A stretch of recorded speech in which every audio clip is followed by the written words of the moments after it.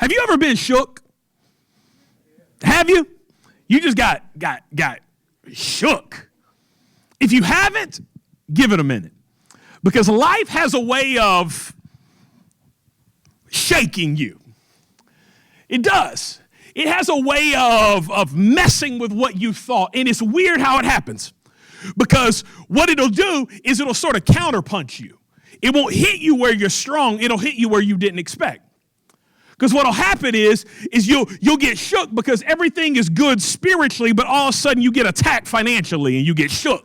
You get shook because everything feels good at work, but all of a sudden things start falling apart at home and you get shook. And if you haven't been shook yet, give it a minute.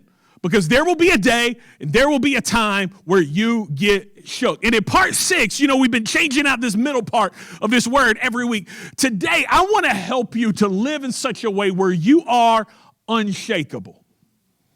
Where no matter what comes your way, no matter what happens in your life, no matter what goes the way you expected or happens in a way that you could never have imagined, that you live unshakable. Would you just say unshakable?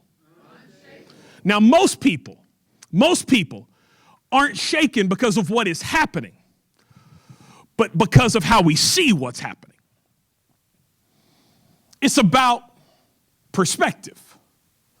Most people aren't shaken because of actually what it is that is happening. It's not because of the thing. It's because of how you see the thing. When my son was born, he was born, and we actually didn't expect him to come, but we had 9 months to prepare for that.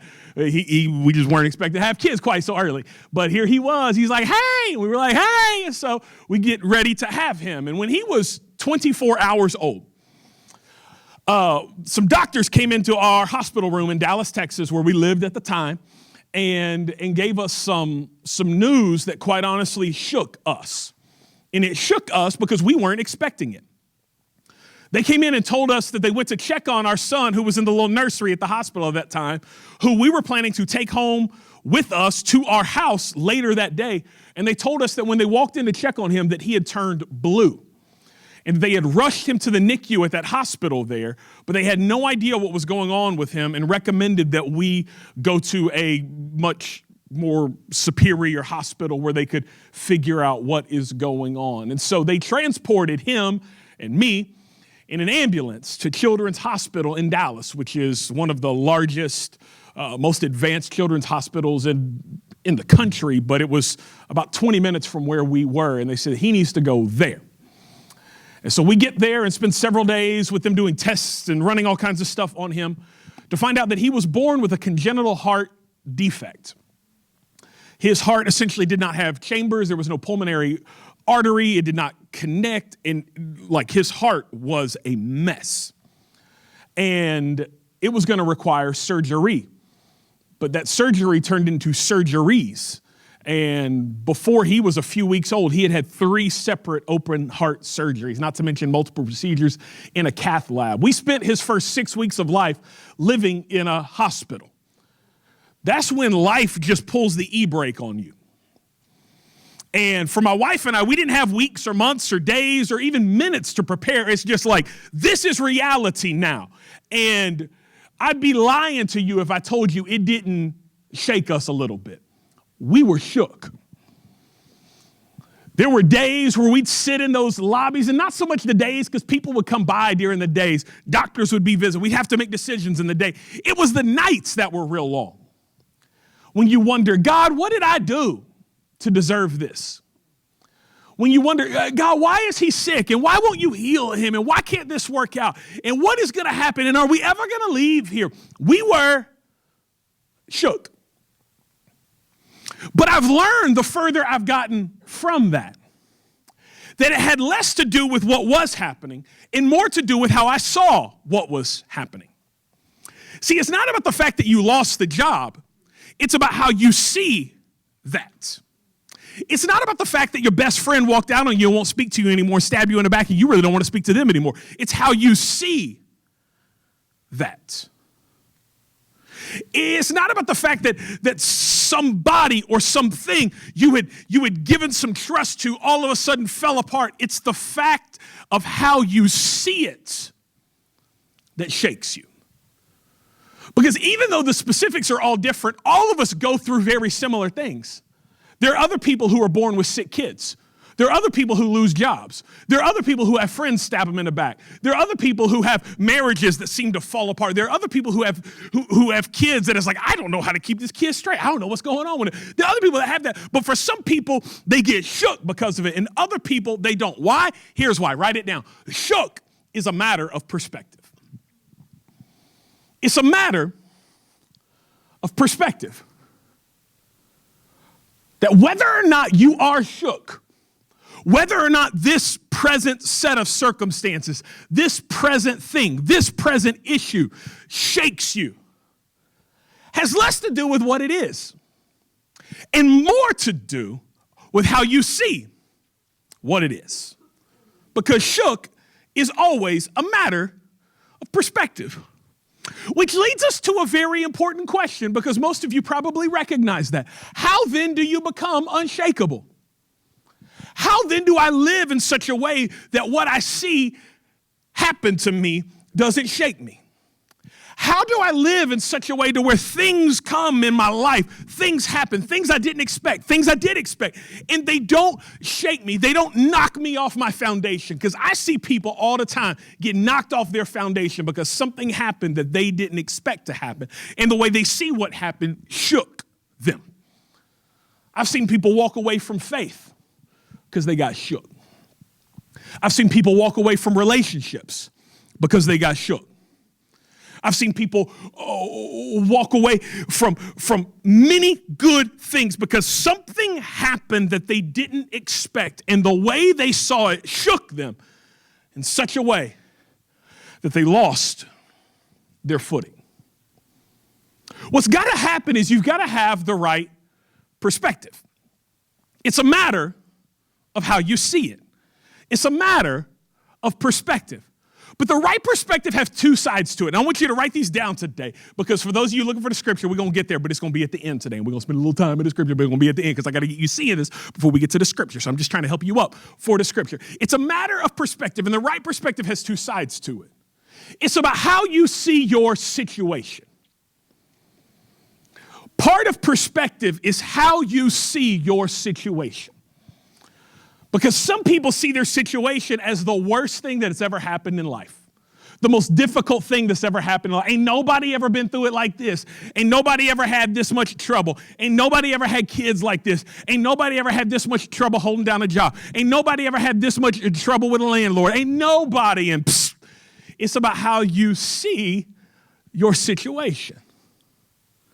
Because how you see your situation determines then how you react, how you respond, and whether or not you're shook.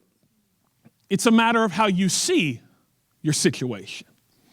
But that's the obvious part of it.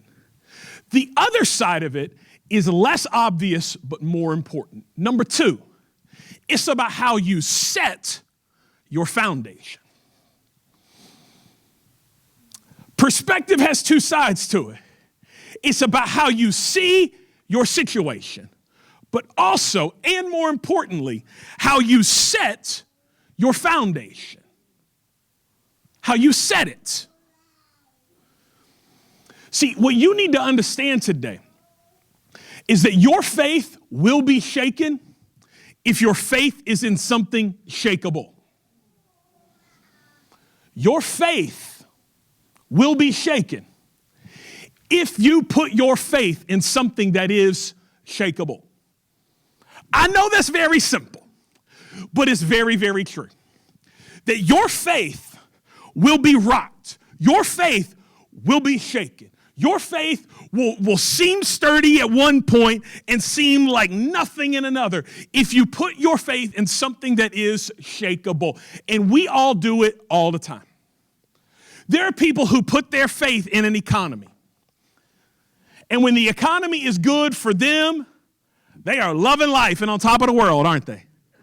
Everything is awesome. Why? Because because the way the stock market goes or the way their particular sector of society is flourishing, everything is awesome. People are building houses.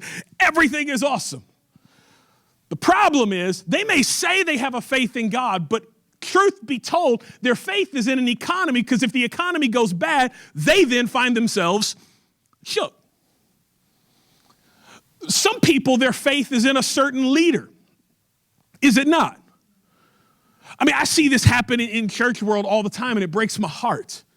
It breaks my heart when I read stories, and these stories are very easy to find, and that's what makes it incredibly sad. When leaders in the church world, leaders in religious spaces screw up. Why? Because they're human beings.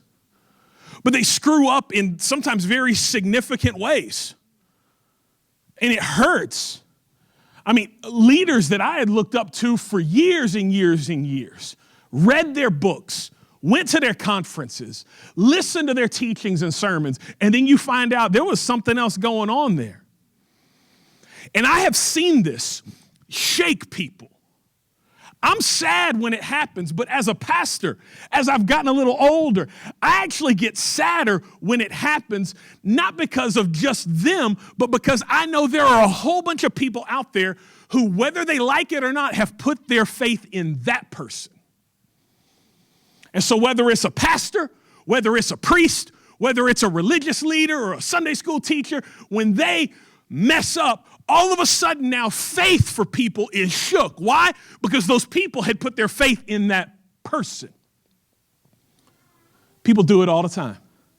Some people will put their faith in their own work ethic, put their faith in their own intellect, put their faith in their own in their job and their ability to produce. The problem is, as soon as your strength isn't what it used to be, or as soon as your job isn't what it used to be, you find yourself shook. Why? Because your faith was in that thing. And if you put your faith in something that's shakeable, you will find yourself shook.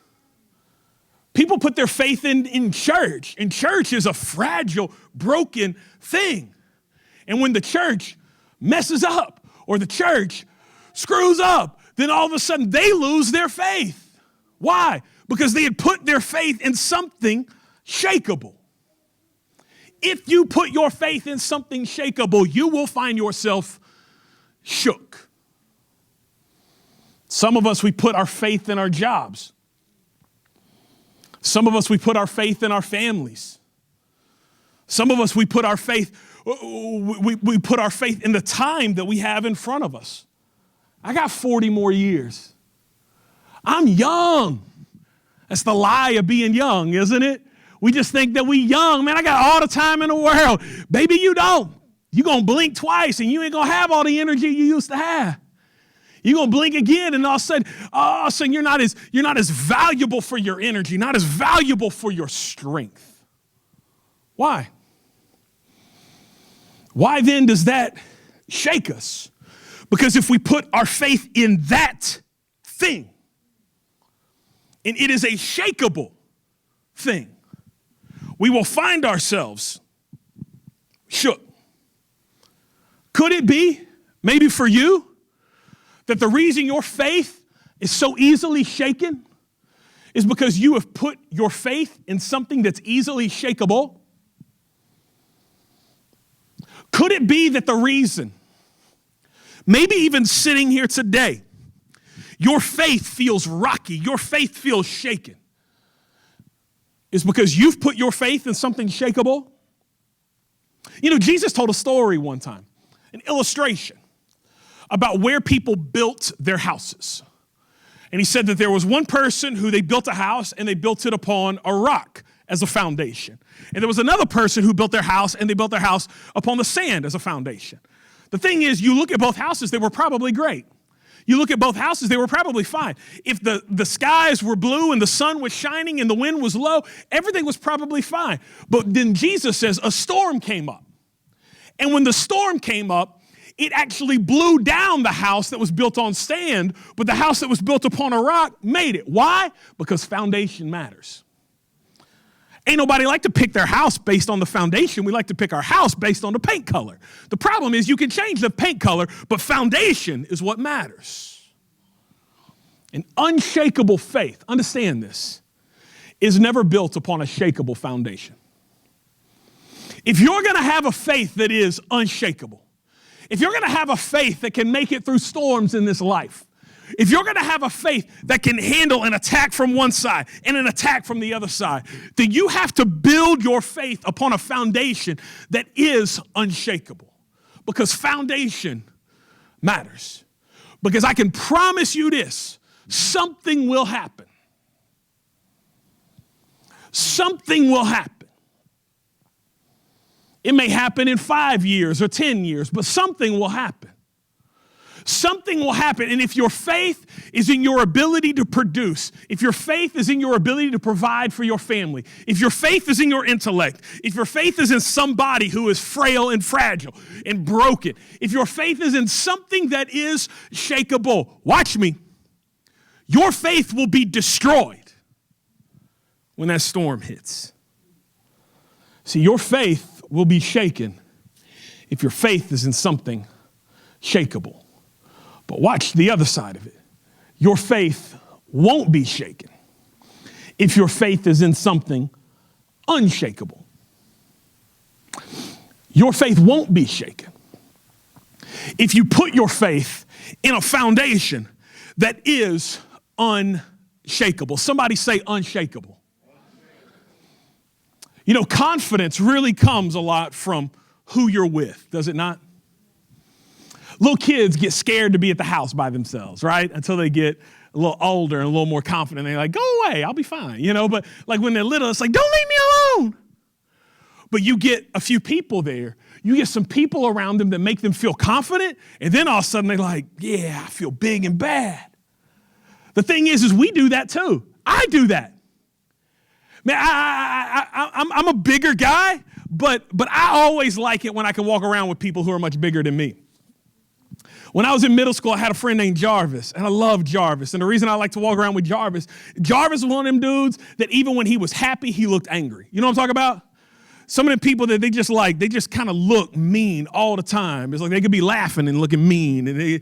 And Jarvis was bigger than me in middle school. And so whenever we walk down the street or whenever we walk across Winchester over there to play basketball, wherever we go, we walk around. I felt good walking with Jarvis because ain't nobody gonna mess with me because I got Jarvis with me. I feel this way as an adult. I had this friend named Babs, or at least that's what he goes by. His name's Babs, and Babs is a firefighter, but Babs is also like an unofficial bodybuilder. And Babs is huge. Like he's one of the people that don't clap well because he got so much muscle, like his hands don't really get together, you know what I'm saying? Like I don't understand it, but it's like it's like clapping. He's like close, you know? But Babs is huge. I used to love walking around with Babs because it was like, what you gonna do? You ain't gonna mess with me because of him. Exactly. I got him on my side. I got him with me. So come at me. See what happens. I'll just leave it to him. I'll let him handle my light work. The confidence comes because of who I'm with. That's the way you begin to build a faith, though, that is unshakable. Not because of who you are, not because of what you have, but because of who you're with. You see, nothing can shake your confidence when your confidence is in the one who is truly unshakable. The only way you can live your life, you can walk through these days and have confidence and strength, no matter what happens, no matter what comes your way, no matter what obstacle tries to shake you. It can try to shake the foundation you've got. But guess what? If you're built on a solid foundation, it does not matter what comes. Your faith can be unshakable. And if there's anybody in history who ever had an opportunity to tap out because someone was threatening them, it would be these 3 Hebrew boys referenced by the writer in the Old Testament, the prophet Daniel. In Daniel chapter 3, we lean into a story with these 3 Hebrew boys who are a part of the nation the larger nation of Israel, but specifically Judah. And they were in captivity because at this time, the whole of the nation of Israel was in exile. And this portion of it was being ruled by Babylon. Babylon was one of the most powerful empires in the world at that time. But these Hebrew boys were actually in Babylon serving the king. The king at that time was a man by the name of Nebuchadnezzar. Don't try to spell it. You're going to struggle with it. Autocorrect don't even know. It's like, what are you typing? King Nebuchadnezzar. If you're unfamiliar with King Nebuchadnezzar, maybe you're more familiar from history with the Roman Emperor Nero. Nero was crazy. Well, Nebuchadnezzar actually makes Nero look a little sane. Like Nebuchadnezzar was crazy. And in Daniel chapter 3, we find Nebuchadnezzar flipping again. Because Nebuchadnezzar had actually professed his devotion and love to the God of Israel.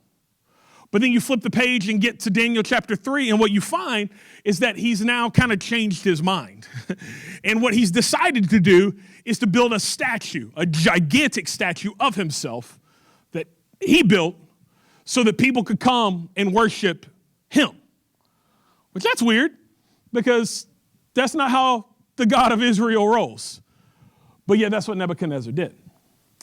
And I want to lean into what happens with these three Hebrew boys, because they made a decision that they would not worship Nebuchadnezzar. They would not worship this statue. And we're going to read a few verses together, and maybe for some of you, this is going to be kind of like a lot of Bible reading for you. And if so, well, good. This will catch you up a little bit on your Bible reading for 2020. But we're going to start in Daniel chapter 3, verse 8, and we are going to read through verse 18. We're going to read about 9 verses just to set us up contextually for what happens at the end. But let's start in verse 8. It says it like this: At this time, some astrologers came forward and denounced the Jews.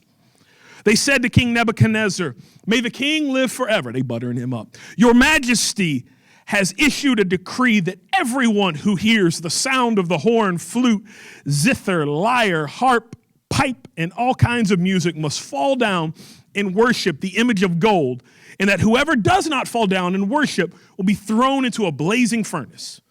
But there are some Jews whom you have set over affairs in the province of Babylon, Shadrach, Meshach, and Abednego, who pay no attention to you, your majesty. They neither serve your gods nor worship the image of gold you have set up." Furious with rage, Nebuchadnezzar summoned Shadrach, Meshach, and Abednego. So these men were brought before the king, and Nebuchadnezzar said to them, "Is it true, Shadrach, Meshach, and Abednego, that you do not serve my gods or worship the image of gold I have set up? Now, when you hear the sound of the horn, flute, zither, lyre, harp, pipe, and all kinds of music, if you are all ready to fall down and worship the image that I made, very good. But if you do not worship it, you will be thrown immediately into the blazing furnace. Then," this is Nebuchadnezzar trying to flex on them, "then what God will be able to rescue you from my hand?"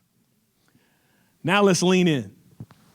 Because I know it's a lot of words, and you're like, I don't really know what a zither is. I have never seen that played before. I know you got tripped up there. Here's what happened. Up to now, this big statue, Shadrach, Meshach, and Abednego said, "We ain't worshiping that. We worship the God who created all things." Nebuchadnezzar gets mad. He said, "If you don't worship, I'm going to throw you into this fire pit I got over here." That's where we at. Now look at what it says. It says, Shadrach, Meshach, and Abednego replied to him. This reply is unbelievable. So, "King Nebuchadnezzar, we do not need to defend ourselves before you in this matter. If we are thrown into the blazing furnace, the God we serve is able to deliver us from it, and he will deliver us from your majesty's hand. But even if he does not, even if he does not, we want you to know, your majesty, that we will not serve your gods or worship the image of gold that you have set up." I mean, if anybody had the opportunity to let their faith be shaken, it's these boys right here. Bow down and worship, otherwise you going in a fire pit. King Nebuchadnezzar, our God has the power to deliver us from it. But even if he doesn't, we ain't worshiping what you tell us to worship. We are worshiping the God of Israel. We ain't going to do what you say. Because our hope is not in the goodness of our life. Our hope is not in preserving our safety. Our hope is not in the fact that I'm going to have another breath after this. My hope is in my God. That's what they were saying. So they were saying, Nebuchadnezzar, you do to us what you want, but we ain't worshiping you and these little statues that you've been making to try to act like that somehow that's significant. No, we worship the God who spoke and created our things. Our hope is in him. That is a faith that is unshakable. And the only way you can ever stand in a moment like that and have a faith that is unshakable is if you have a foundation that is unshakable. See, what we know about Shadrach, Meshach, and Abednego is their foundation was not in the goodness of their life. Their foundation was not in their ability to be devoted to God. Their foundation was in a God who was able to deliver them. And even if he didn't, they were going to serve him. Their foundation was in the God who loved them, the God who had always provided for them. He was the one who was always going to be their foundation. That's what they decided. That's what they said. And they said, no matter what happens, no matter what you try to do to me, I am not going to back down. That's an unshakable kind of faith. The problem is most of us, our faith doesn't look like that. Because the second we get a little bit of pressure from the side, the second something tries to knock us off our place, we're like, all right, I'm out. All right, I'm done. I guess God didn't really care. I guess he won't actually provide. I guess he don't love me. And we allow what happens around us to determine whether or not our faith is going to be strong or our faith will be shaken. Can I tell you, it's not about what happens. It's about where your faith lies. It's not about what happens. It's like the scriptures say, though they slay me, yet will I trust him. It's not about what happens. Some of us, many maybe of us, will serve God to the edge of what happens that's good. We will serve God if that is good. If it's not good, I won't serve God. I will trust him if things are good. If things aren't good, I have my doubts. That's because then your faith is actually in some byproduct or some result, not in the God who's bigger than every result. It's not about what happens. If you're going to have a faith that's unshakable, you need to understand that it's not about what happens. It's not about whether the wind blows or not. It's not about whether it rains on your life or not. It's not about whether everything goes good or everything is difficult. It is about where your faith lies. It's not about how bad it gets. It's about where your faith lies. See, Shadrach, Meshach, and Abednego were being presented with sure and certain death. And they said, it's not about how bad it gets. See, some of us, we think as soon as things get a little bumpy, it's time to bail on God. As soon as things get a little difficult, I guess he wasn't good. I guess he doesn't love me. I guess he doesn't care about what's going on here. I thought that if I did this, God would do that. I thought, it's not about how bad. It's not about how bad. It's about where your faith lies. And it's not about, you could write this down, it's not about your control. It's about where your faith lies. See, some of us like to serve God as long as we're in control. Some of us like to serve God as long as we can manipulate everything that's going on, as long as we have a good understanding of how all this is going to work out. It's not about your control. That's what's so remarkable about the statement that Shadrach, Meshach, and Abednego make with the fire pit right there. And they say, we will not worship your God. Because that is not our foundation. We will not worship your God because our foundation is not in the goodness of our life. Our foundation is in our God. And because they had made him their foundation, it didn't matter what happened. And it didn't matter how bad. It didn't matter that it was out of their control now. Their foundation was set. Therefore, when the storm came, they were unshakable. Unshakable. You know, I've lived long enough to know that bad things happen to all of us. But I am so tired of people who say they have a faith in God, allowing those bad things to knock them off their faith in God. And the problem is because your faith is in some outcome rather than in the God who's bigger than that circumstance, the God who gave his life for you, the God who has enabled you to be made right with him, even though there's nothing you could do to ever make yourself right with him other than receive his free. There's nothing you could do. But all of a sudden, I lost my job and I guess God doesn't love me anymore. They turned their back on me. I guess God doesn't love me anymore. This endeavor that I started, it's not going like I thought. I guess God isn't for me anymore. Now, see, I need a faith that is unshakable. I believe that people that you know who are far from God need to see a faith in you that's unshakable, that they know you're living through hell, but you keep walking and you keep smiling because your faith was not in your circumstance. Your faith was in your God who's greater than your circumstance. I am unshakable because difficulty will come. Tragedy will come. Heartbreak will come. But I will be unshakable. Why? Because my foundation is set. It's set. Because foundation, it matters. And if the foundation of your faith is on anything other than Jesus, then can I tell you something? You will be shook. Because he's the only one. Look at me. Don't put your faith in me. I'll screw up. I'll let you down.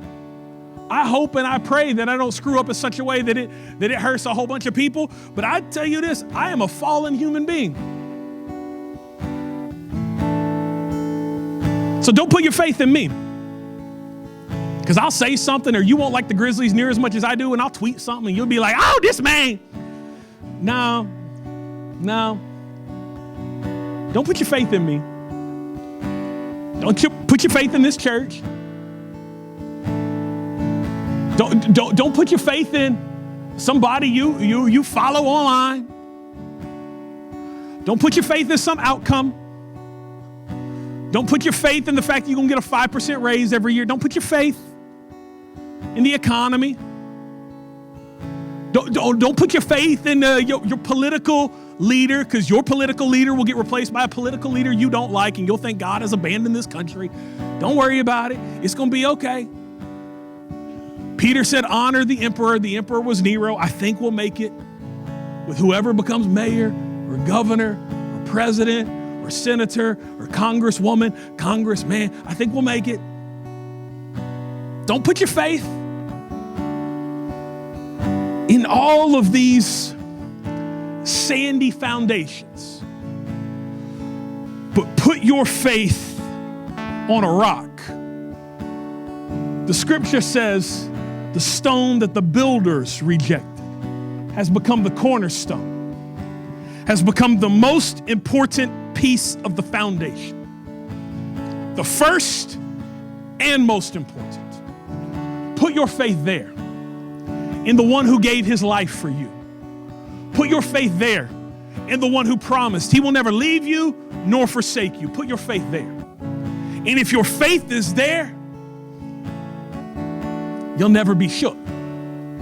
I didn't say difficulty won't happen, because difficulty will happen, but you won't be shook. I didn't say that trouble won't come your way. Trouble will probably find you. It'll probably seek you out, but you won't be shook. See, I love the way this old hymn starts. It says, my hope is built on nothing less. Do you know it? Than Jesus' blood and righteousness. And I dare not trust the sweetest frame, but I wholly lean on Jesus' name. And somebody needs to make a decision today to lean on that. Because you've been leaning on your savings account. And you've been leaning on your intellect. And you've been leaning on your best friend. And you've been leaning on your education. That's not where our hope is built. On Christ, the solid rock I stand. And all other ground is sinking sand. All other ground, it says, is sinking sand.